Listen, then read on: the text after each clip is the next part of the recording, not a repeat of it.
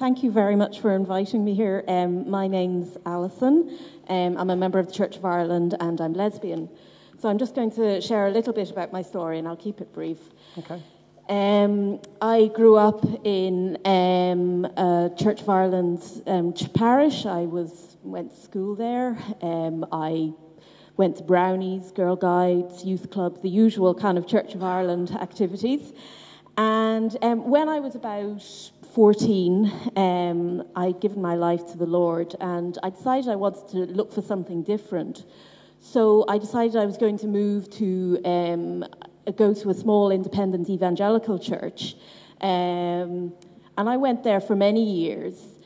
When I was about 18, I started going out for the first time to parties and drinking alcohol and all that kind of thing. And I also realised that I was gay. And I never really set out to live a lie or to live a double life. But I decided, well, I don't have to tell everybody that I'm gay. I feel an obligation to share my faith when it comes up in conversation, but I don't have to tell everybody that I'm gay. So I decided, why bother telling my church that I'm gay? Because I know it's just going to be difficult. So I didn't bother telling my church I was gay. And this went on for years. And I went to university and joined the group there, and again, didn't bother telling my church that I was gay. I ended up going out with my first girlfriend. And again, I still hadn't quite managed to tell my church or anybody I knew who was Christian that I was gay. So I realised at that point that I was actually living a lie, that it no longer was just not choosing to tell people, it was actually living a lie. So I decided to come out to the people in my church.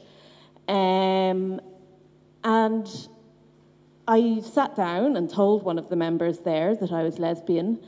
And I think the church's reaction was a very Irish reaction.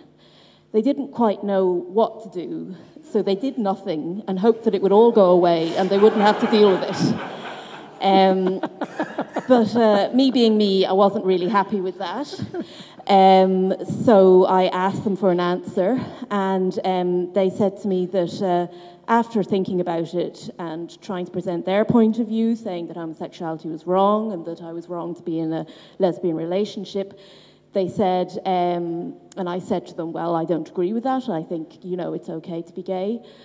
They wrote me a letter saying, well, you're allowed to come to the church, but because of your beliefs, you're not allowed to take communion in the church. So I kind of thought to myself, well, it's not really being a participant in a church. So I decided to leave that church at that point. And I moved to the church I'm in at the moment, which is an evangelical Anglican church. And when I first moved there, I decided I was going to sit down with the rector and ask him, what's your opinion on the matter? I'm going to come out as gay, and I'm going to do it right from the beginning. I'm going to tell them right from the beginning, be completely open and find out what their feeling was. And he said to me, well, I don't agree with people being gay. I think homosexuality is wrong. But because we're Anglican, we can't withhold communion from you, so you're very welcome to take communion and to participate in the church, though we may have some issues with you in positions of leadership and that kind of thing. So I said, grand, that's fine. Well, I can live with that. So that's where I am at the moment.